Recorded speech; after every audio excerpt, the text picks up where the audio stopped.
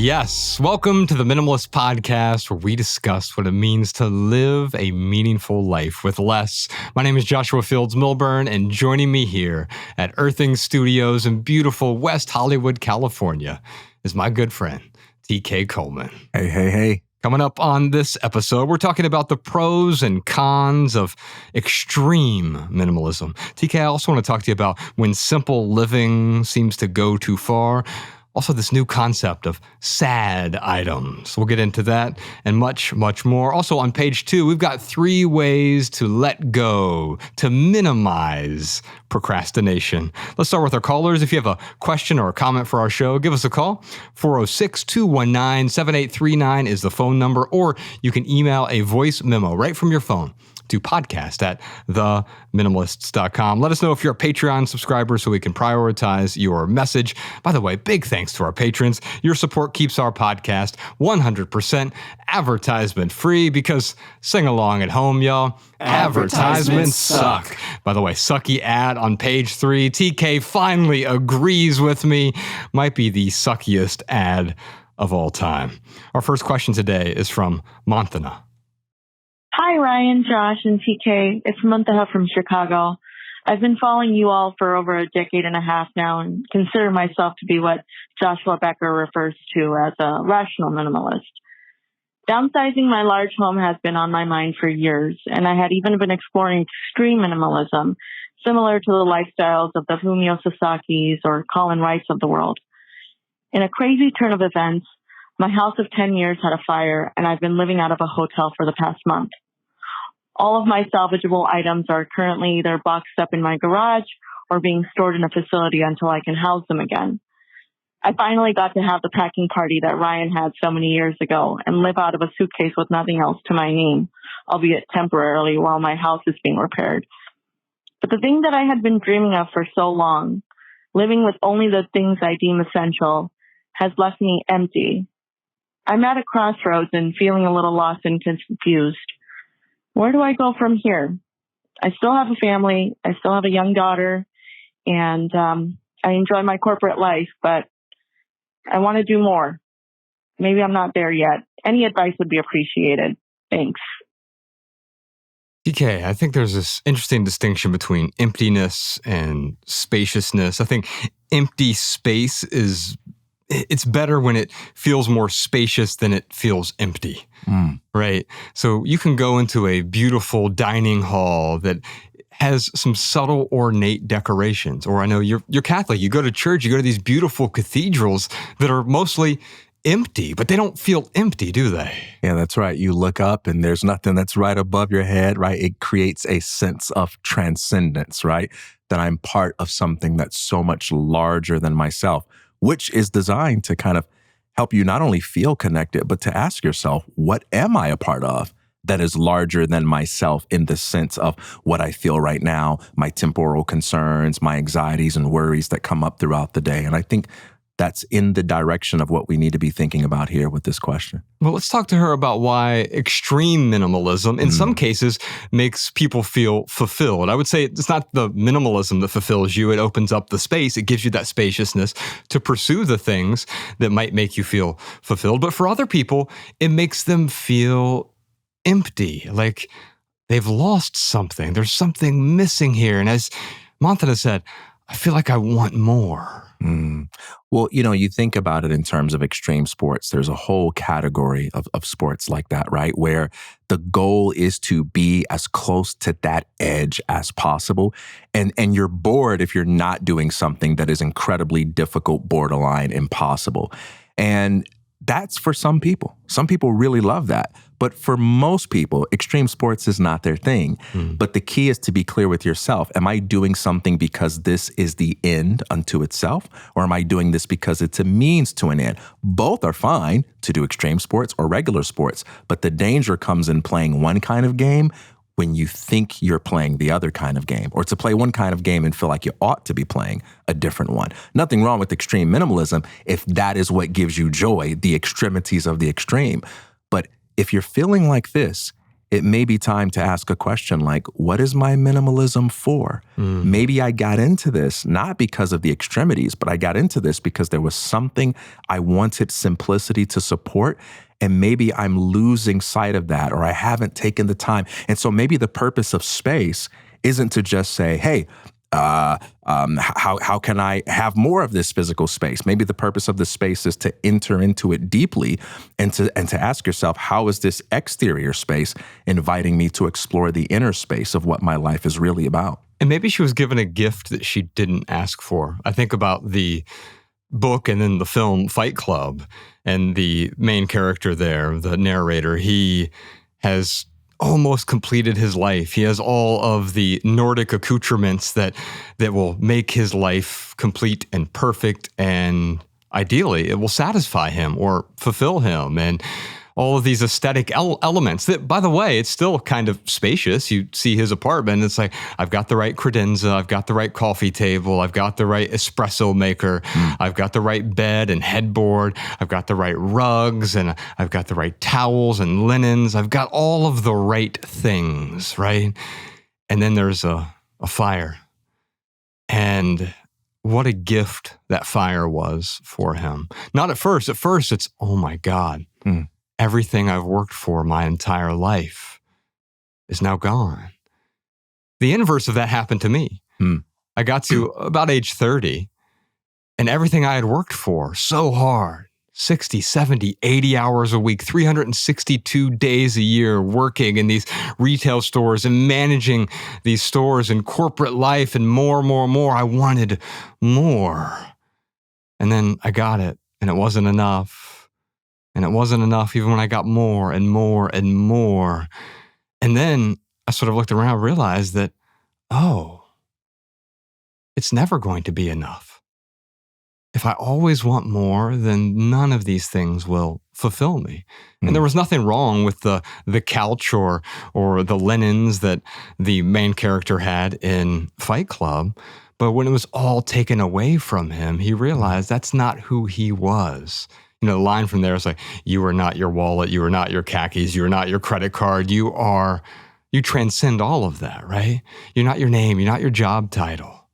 You're not the character that you're pretending to play. And so what happens when you have a fire, it burns down that character, it removes the character that you thought you were playing. Here's my life, and here's who I am as a person. I am my accoutrements, I am my accessories, I am my acquisitions. I am the stuff. And we get so tangled up in it. That's where the word complexity comes from. We interweave two or more things together, but when you interweave so many things over so many years or even over decades, it becomes so tangled. And it mostly becomes entangled in your identity.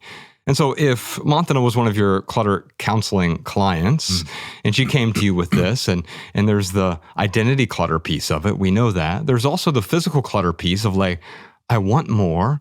I've got this emptiness, but I don't have the spaciousness that I want. What kind of questions would you ask her? I would say the stuff is often a superficial. I would say the stuff is often a superficial satisfaction of a deeper desire. And I would ask some questions to get at that. Like, what do you really want your life to be about? And maybe we can make that a little more visceral than intellectual and say, how do you want your life to feel? When you wake up in the morning, when you move throughout the day, what's the best way to describe that feeling for you? Where is that feeling already present in your life? Is it entirely absent? Or is it present sometimes, but just not as much as you would like it to be? When it is present, what are the qualities that are manifesting in those moments? What are the things you are doing or choosing not to do? I think about a time in my life where it felt like absolutely nothing was going my way. And I got to this point as a kind of defense mechanism, if you will, where I said, nothing's going to break me. I get to decide how I think. I get to decide how I feel. And I became incredibly good at approaching life as if no matter what was taken away from me, no matter how much the universe disagreed with me, I get to frickin' decide how I tell this narrative. And that changed my life. But my father called me out on it because he said, you've gotten really good at putting up with whatever gets thrown your way. But there's also another use for that strength, and that's to be proactive and to look at what you want and ask yourself how you can make the adjustments necessary to go out and get it. And you've slipped into the habit of waiting for something you don't like to happen so that you can demonstrate that resilience of, I'll still be happy in spite of it.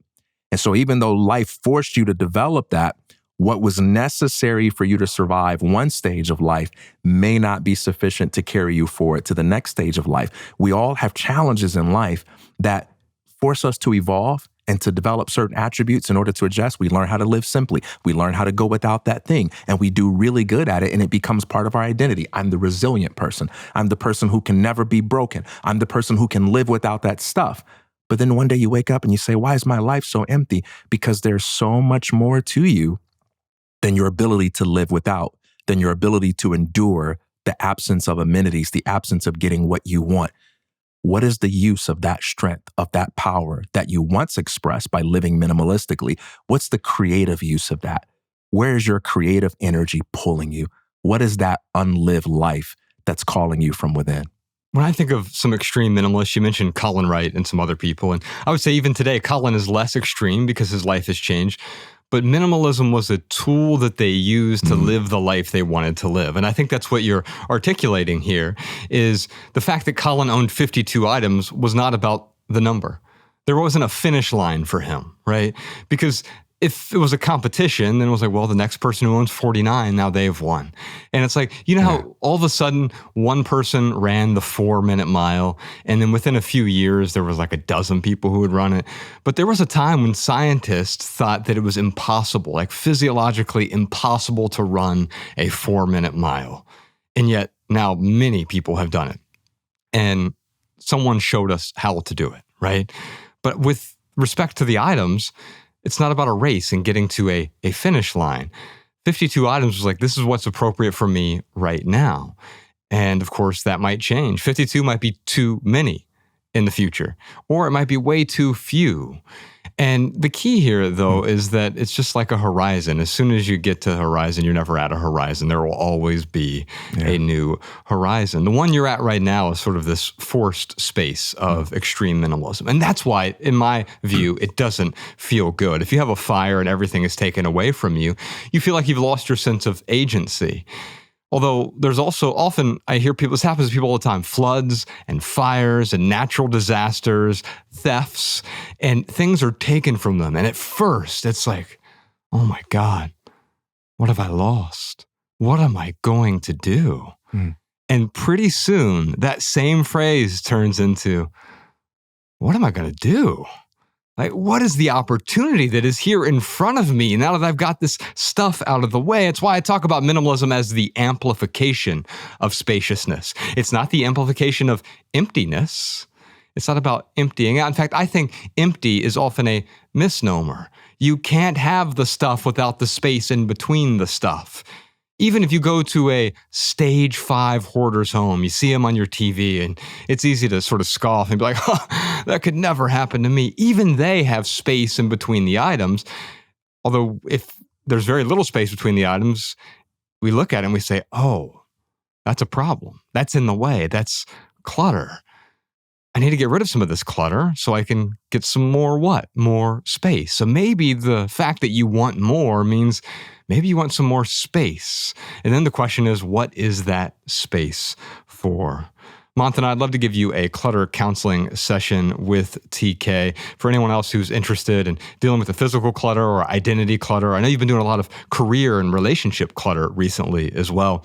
Head on over to theminimalists.com, click counseling there at the top, and you can book a session with TK via Zoom or in our office in LA. Limited sessions there, but limited all around. But I know you just opened up your calendar for this month. So you can head on over to theminimalists.com, click counseling at the top if you want to book a clutter counseling session.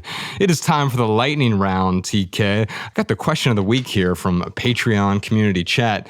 How minimal is too minimal? In other words, when does minimalism become too much? Now, I know you have a pithy answer for me, but before we get to that, I have our listeners here, they chimed in. Jennifer said, simplifying goes too far if it becomes unsafe, either mentally or physically. For example, getting rid of your toothbrush means one less thing in the house, but that's not safe for your teeth or your health. Or you start cooking dangerously as you've gotten rid of all of your pans. Now, I agree with the overarching point here, TK, that simplifying does go too far if it becomes unsafe. In fact, I don't call that minimalism. We can either call that asceticism, or there is a form of OCD called Spartanism, where you can't hold on to anything. You have an inability to hold on. And so you're constantly renouncing possessions, and eventually you start renouncing your career and your relationships and your home and your city. And it turns you into the type of person who's always pushing everything away. And yeah, for me, that is way too far. Although I like to avoid prescriptions here. I can think of plenty of people who live a meaningful life without a toothbrush. Have you ever seen the Maasai or the Hadza? They don't have a toothbrush, and yet they have really, especially the Maasai, they have these perfect teeth, and they've never even seen a toothbrush. Yeah. So it makes me, I always love to question everything here. Like, can I get by without this? And I do this in my own life. Now, I'm not saying go without a toothbrush. I have like 4 of them. I keep one in my bathroom. I keep one in the kitchen in the early morning because I don't want to wake up my wife and daughter. So I go out to the kitchen and I brush my teeth in there. I keep one in our guest house. So if I'm over there, I want to brush my teeth. I keep one downstairs in the writer's room here at the studio. So I'm all for having multiple toothbrushes. That's what works well for me. But I also recognize if I were to prescribe 4 toothbrushes to you, that may be too many. Whitney says, when does minimalism become too much? When it turns into a judgment by which you measure others. I always say that judgment is a mirror that reflects the insecurities of the judge. Why is it so tempting, TK, to tell everyone what they should do? Sometimes it gives us company in the journey that we're on. If I have a difficult time eating healthy or exercising or watching TV without managing my intake, or if I have a tendency to get addicted to scrolling, it's just easier for me to prescribe as a universal rule for everyone, because if I've got other people believing as I believe, doing as I do, it makes it easier for me to take a stand. Who enjoys standing alone? And I know you're over there like, I do. I'd rather be alone right here. Another possible reason too is that it can be incredibly difficult for us to imagine other people having a different set of strengths and weaknesses and inclinations, even though we all know that to be true in theory. If I am the type of person who can't even look at alcohol without completely falling off the hill, it might be difficult for me to think that there are other people who could go sit in a bar and just be surrounded by it, who could literally be a bartender and just be completely unfazed by it. That might be difficult to imagine.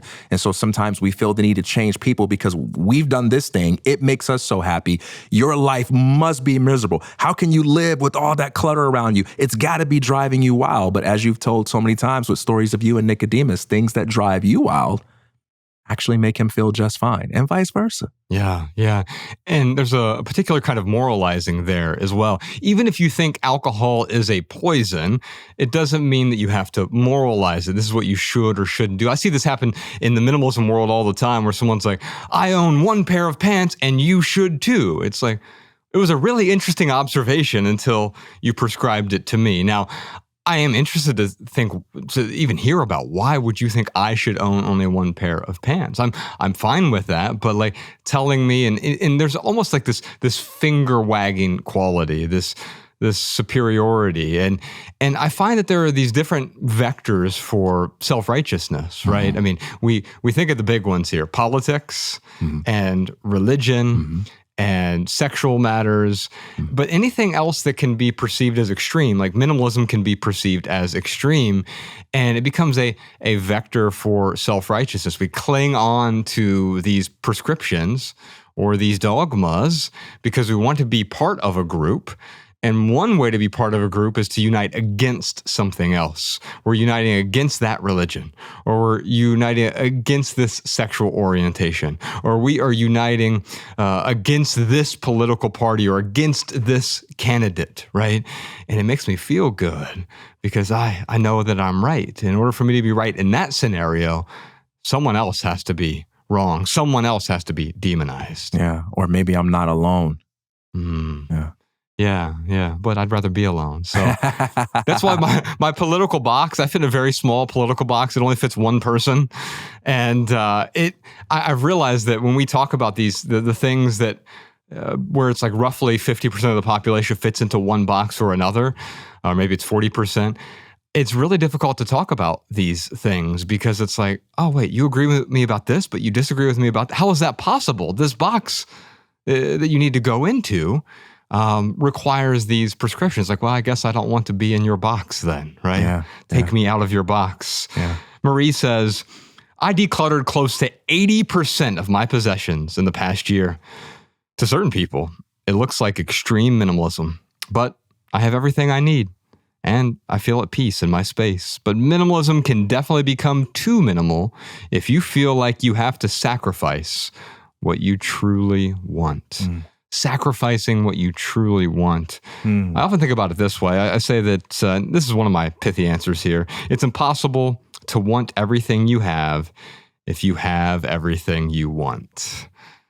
I think it's a difficult concept. I was trying to explain this to my 12-year-old daughter this weekend, that as soon as you get a thing, you cease to desire it the same way.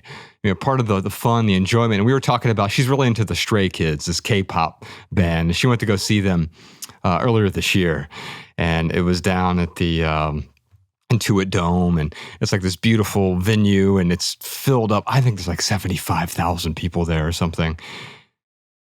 And it was an amazing experience. But what was even more amazing was the months that led up to it, and the excitement and the eagerness and the desire. I'm looking forward to this experience. It's like every day she was getting what she wanted, and what she really wanted was that desire. And at the end of the concert, guess what? She was like borderline depressed for about a week. I've never seen her like this because the come down was like, oh, I got it. Oh, I have it now. And now that I've had it, I don't want it. If you're really, really hungry and I put a piece of steak in front of you, right? Even if you don't like steak, you're going to eat it until you get to a point where you're like, oh, I don't want this anymore. Well, why? Because you already have it. You've had enough, and eating more would be too much. Yeah, that's exactly right. You know, when I think about sacrifice, I think about the rumors that on the Titanic, as it was going down, some of the really wealthy people were offering their wealth in exchange for like a life jacket or something along those lines. I don't know if that's true or not, but it's such an interesting thought, right? The ship's going down. You've got nothing. Your money can't save you. And you're willing to give all of that up for something which, if you were on land, you could buy for $20 to $50 or maybe even less and get for free. And I think of that when I think of sacrifice, the willing to give up what has defined me up until this point in my life for the sake of embracing that which can totally redeem me, save me, and transform my life. And when people make sacrifices, they're giving up something that's really comfortable, really convenient, really valuable to them because they have a vision of what life looks like with that new thing they want to sacrifice for. And it makes what they're holding on to just like not even valuable anymore. And sacrifice is relative to the observer too. There are a lot of things you can do that are just joy-filled. And for another person, it's like, wow, you can make those sacrifices. You know, like if I sat there and read a book for 8 hours straight, somebody could be like, man, like you gave up a Saturday night for that? And I would laugh like, no, I would never give up this for what you call a Saturday night. And so sacrifice is relative, man. For some people, it's a sacrifice. For others, it's just an opportunity. Yeah, and so sometimes sacrificing what you want is really beneficial because many of the things that you think you want, you don't actually want. That's right. You want what's going on behind the thing. Yeah. Ultimately, it's always freedom. I think that's the ultimate thing that we desire. And we could talk about what freedom is. Freedom always has some sort of boundaries as well. But what you want is not what you actually want. The deeper desire beneath that want. And there's layers. It's like an onion. You start peeling it back. Like, I really want that BMW, the new 7 Series. Oh, why? Well, because I want the respect of my peers. Okay, why? Nothing wrong with that. Why do you want it? Oh, because I want to fit in. Oh, okay. Well, why? Well, because I feel lonely if I don't fit in. And why don't you want to feel lonely? Oh, wow. Oh, because I guess I deeply desire connection or love. Oh, so you want the BMW because you think it's going to get you connection or love. Ooh, what a circuitous route to connection and love. You don't need the shiny object for that. Let's do one more here. Sarah said, minimalism goes too far when it goes beyond creating a life that's right for you. My dad used to have a predetermined number of everything he would allow himself to own. On a couple of occasions, he denied himself things that would have clearly added value to his life because he already had X number in that category. DK, maybe we can talk about flexible boundaries versus punitive boundaries. Because, I mean, I like the idea of yes, having X number of items, that's what makes sense to me. In my house, I think I have 4 forks, right? Or maybe we have 6, I don't know. But like having 60 forks would not increase my happiness tenfold. In fact, they would get in the way, right? And so having a boundary there is necessary, but it's punitive if I'm having 8 people over and I don't find a way to get 2 more forks for the other 2 people. Now I'm forcing them to like eat with their hands or something because I didn't provide them utensils. That's exactly right. Having a boundary involves 2 things, defining what your constraints are, but also defining the conditions under which those constraints can be reviewed and considered. So for instance, you have a day on your calendar where we all know, leave you alone. This is your alone time with family. I know if I'm in an emergency, I can, without hesitation, call you on that day. And you won't say, what are you doing, man? This is my day off. You're going to say, hey, is everything okay? And I have to say no in order for you to begin to feel angry. When you see that phone ringing, you're going to be worried. And I think this is what good constraints do. And it's so good to say things like, even if the number's arbitrary, I'm only going to allow myself to have this many things, or I'm going to do this for 30 days. But you want to build in to your system, hey, at the end of this 30 days, I review it. I see if this worked. Do I want to continue for another 30 days? Do I want to make any modifications? Do I want to eliminate any excesses? And so on. It's the same thing with saying I only can own this many cars, this many clothes, this many shoes. You commit to that for a certain amount of time because you can do anything for 30 to 90 days. But you build in a process of review and you ask yourself, has this really made my life better? Was my initial hypothesis confirmed? Or did it just make things awkward and complicated and without making a substantial difference? What modifications should I make? Oh, I like the way this worked out. I'm going to keep it going for another 90 days. Oh, I think I'll change this or that. And that's what keeps you from being arbitrary and legalistic and allows you to introduce an element of play while still having enough structure so that you're not just changing your mind on whim and never getting the chance to see what your constraints can do for you. Yeah, and sometimes those boundaries, they just get in the way. I think about Savi D. He's a professional skater, and he has, how many skateboards do you think you have? Like 40? Yeah, probably like 40. Yeah. But if you had only one, that would be a problem, right? For sure. And why would it be a problem? Because they break. Right. Very often. And so these are like just for win items for him. And so if he has a sponsor that like sends him boards and stuff and he gets to test them out. And so like having, I can only have 3. Well, what if I need more, right? What if I have a purpose for these? Now, if you give me one skateboard, I will break my neck. And so it's a bad idea for me to have even one. And so 1 is too many for me. 40 is just right for him. And he's figured that out because he's skating every day and they break pretty regularly and he breaks himself regularly too. Yeah. In fact, I'm going to talk about that during our Right Here, Right Now segment, something that's been going on with Savi D lately. But I once wrote an essay. It was about I think it was called My 288 Things, or the 288 Things I Own. And this is back in 2010, in the beginning of the Minimalists, like right when we started the site. I needed something to write about. And I saw all these people like Colin Wright and Nina Yao and Dave Bruno and a bunch of other people, these minimalists who were counting their things. And Dave Bruno wrote this book called The 100 Thing Challenge. And the conceit of that book is it's not about the 100 things. It's not about the number. It's about figuring out a boundary and trying to stick to that for a period of time. But then you'll realize eventually 100 things might be punitive. Or for Colin Wright, 100 things was like way too many. That'd be doubling the number of things. That would weigh him down, right? And so I wrote about the 288 things, and no one at the time realized it was a joke. It was a joke about legalism, because I was kind of, in a playful way, mocking how some people would count their things. Like, okay, you have 3 pairs of socks, but you count it as 3 things. Isn't that 6 socks, though? Wouldn't you count it as 6? So I counted my whole sock drawer as one item, right? And then I'm like, well, yeah, I have 6 pots, but they're all, or I have 3 pots and 3 lids. I guess I'll count that as one thing. And the point was, like, I have 288 items if I count them this way. Yeah. But if I'm counting, I'm losing. There isn't a finish line here that I was trying to get to. Yeah. Minimalism, the point of it is not to count the things. You can count the things. It's okay to do an inventory on your life. And sometimes that's the things that can be counted, right? Pleonexia, the greed for the things that can be counted. Pleonexia is like more of the things that can be counted. We want more square footage, right? And we want more items. We want more luxury items. We want more money.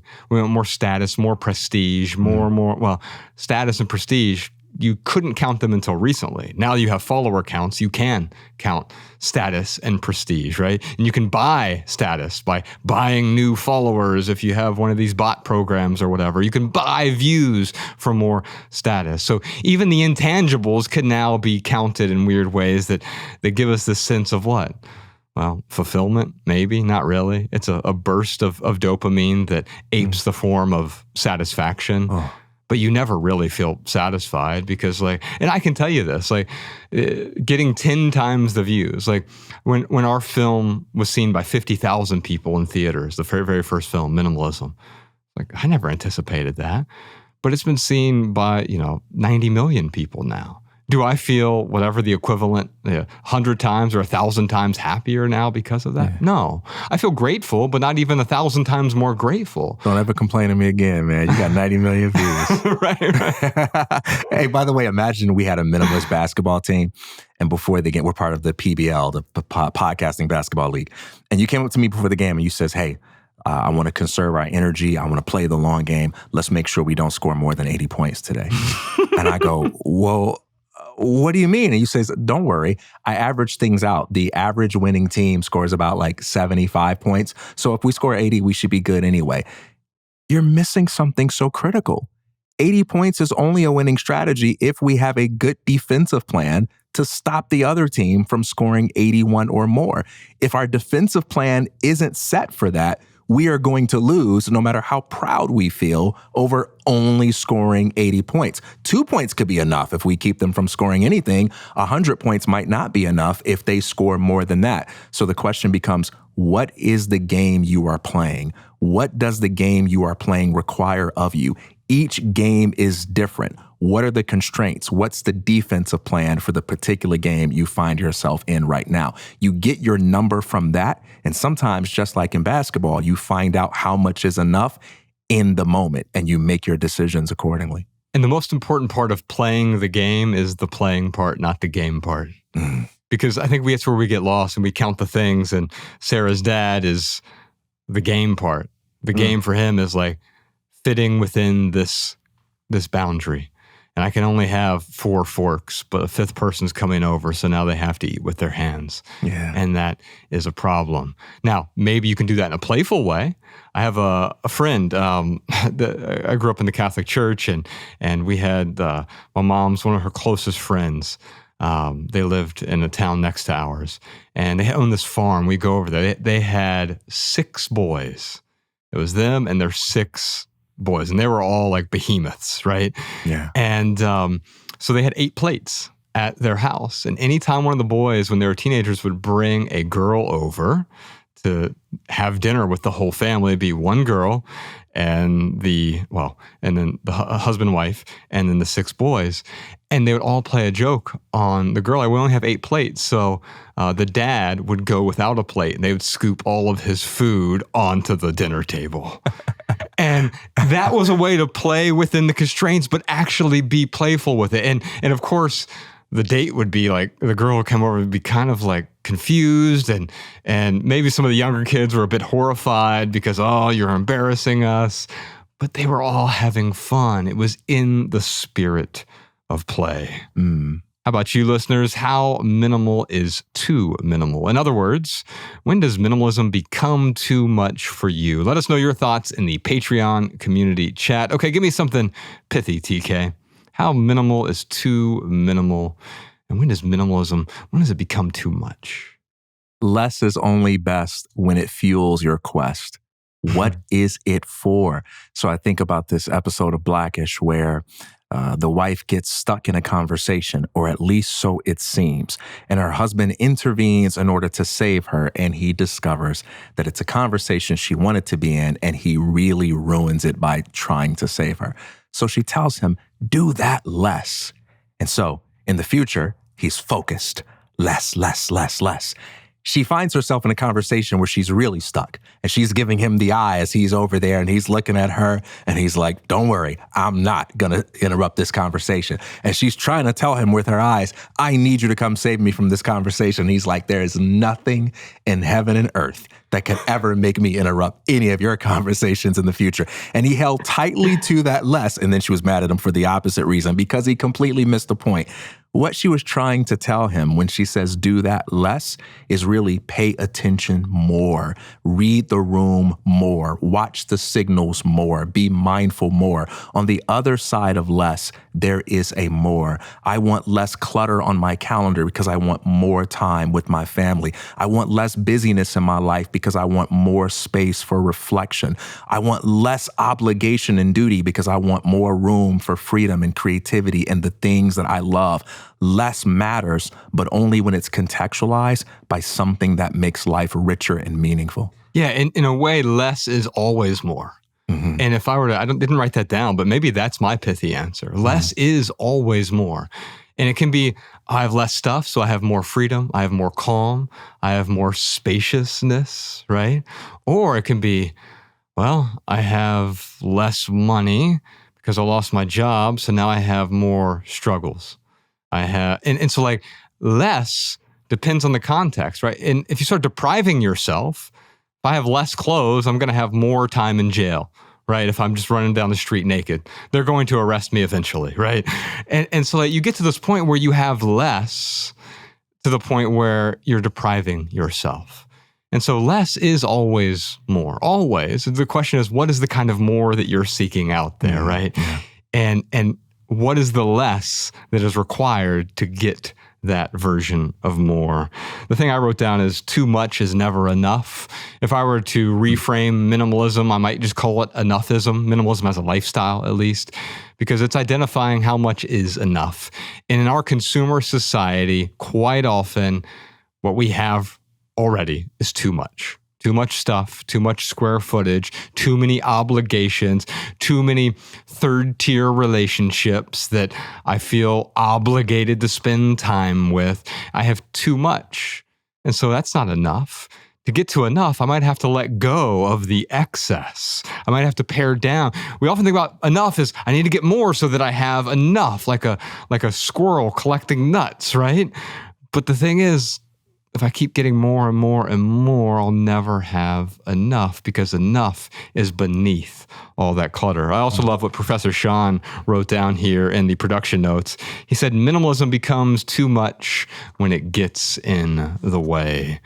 Yeah. Minimalism becomes a type of clutter if it gets in the way for you, right?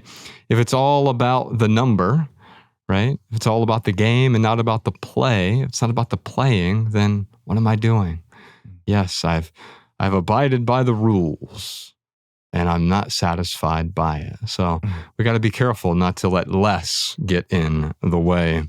All right, real quick for right here, right now, here's one thing that's going on in the life of the minimalist. Actually, I've got two things for you because Savi D just put out a short film. In the skate world, they call them parts, which I love, by the way. I love that framing. And my family and I were watching it this weekend. It's short. It's like 4 minutes long. We'll put a link to it in the show notes. And it's called Marty. And maybe you could tell us a little bit about it. Matt, I loved it. And we watched it like 3 times. We're there watching it on the TV on our couch. I shared it over on Instagram stories. And he didn't edit out the parts where, he intentionally edited in the failures. And there was something really beautiful about that, because the moment you were landing these really complex tricks, it was like, oh, there's the payoff. I often tell the writing students that I have that you have to drudge through the drudgery, right? Because that's where the payoff is. And this short film that you put together, this part, which is called Marty, you show the drudgery in order to get to that payoff. So tell me a bit about first of all, where does the name come from? So one of my best friends from Florida, his name is Jack.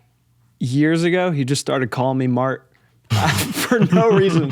He was just calling me Mart, and then it turned into Marty, Martha, Martin, just like all the forms. And I just ran with it. I got like Mart and Marty like tied onto my shirt, and just, I don't know. I just ran with it, and people started calling me it, and like people from my sponsors like all call me Mart and stuff. So it was just fitting. Yeah, his Instagram, which by the way, follow him on Instagram. You'll see a link to Marty over there as well. It's just at Matt Savadakis.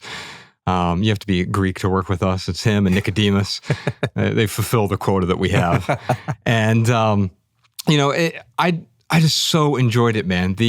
I knew you were really good. Obviously, I knew that, but you showed it here. And bravo, who shot this? This was all filmed and edited by my roommate, also from Florida. His name is John Luke. He's super talented, man. Very talented. Bravo to him. Bravo to you. Thank you. It's just a great short film that shows his talents. And tell me about the backing track. It was perfect.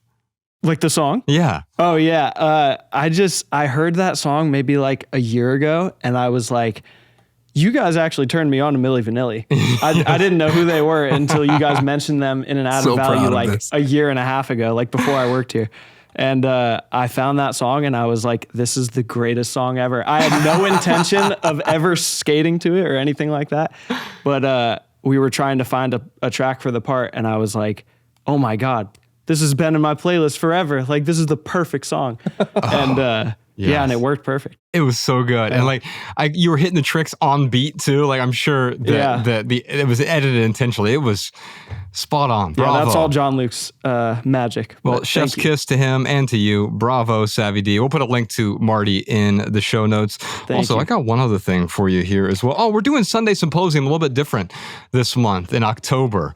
We're doing like a little bookstore symposium. Yeah. The theater we usually do up in Santa Barbara, it was unavailable because they had something else going on. So every month, the last Sunday of each month, we do these Sunday Symposium events where we get a few hundred people in a room together, and we just we have an amazing experience. This is going to be a smaller, more intimate one. I think it's something like 60 people fit into this bookstore. So we're still going to have a sound bath.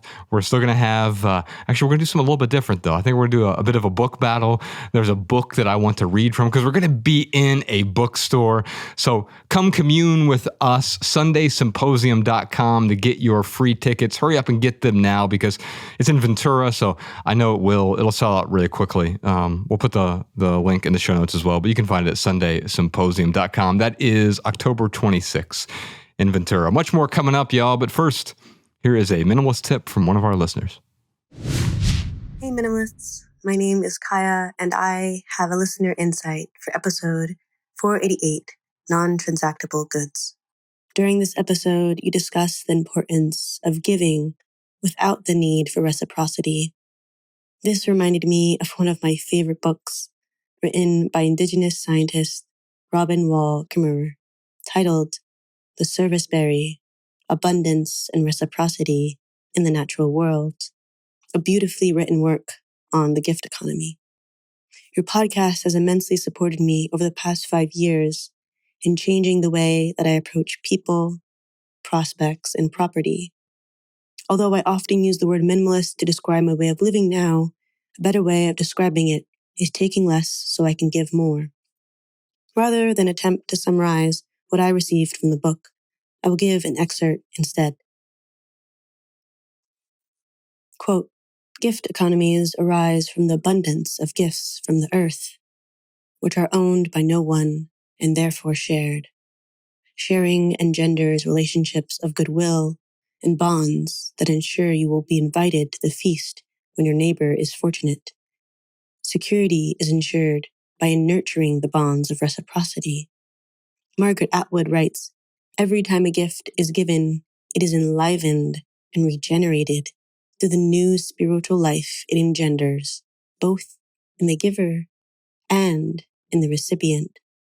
You can store meat in your own pantry or in the belly of your brother. Both have the results of keeping hunger at bay, but with very different consequences for the people and for the land which provided that sustenance." End quote. Simply, I believe that minimalism allows us to give more non-transactable goods without the expectation of reciprocity. Thank you again for your time and energy. All right, y'all, that is the first 33% of episode 508. We'll see you on Patreon for the full Maximal Edition, which includes answers to a bunch more questions. Questions like, why do I procrastinate even though I know it negatively affects me and my family? Should I try to rekindle my friendship with my former best friend? Also, what the heck is a sad item? Plus a million more questions and simple living segments over on the Minimalists private podcast on Patreon. The link is in the description. When you subscribe, you can listen to our private podcast episodes on Apple Podcasts or Spotify or your favorite podcast app. Plus you'll gain access to all of our podcast archives all the way back to the very first episode. And that is our minimal episode for today. Big thanks to Earthing Studios for the recording space. On behalf of Ryan Nicodemus, TK Coleman, post-production Peter, Spire Jeff, and Spire Dave, Jordan O'More. We've got Tomcat on the couch today, Professor Sean, and Savi D in the studio, and the rest of our team. I'm Joshua Fields Milburn. If you leave here with just one message, let it be this: love people and use things, because the opposite never works. Thanks for listening, y'all. We'll see you next time. Peace. Every little thing you think that you need, every little thing you think that you need, every little thing that's just feeding your greed. Oh, I bet that you'd be fine without it. Every little thing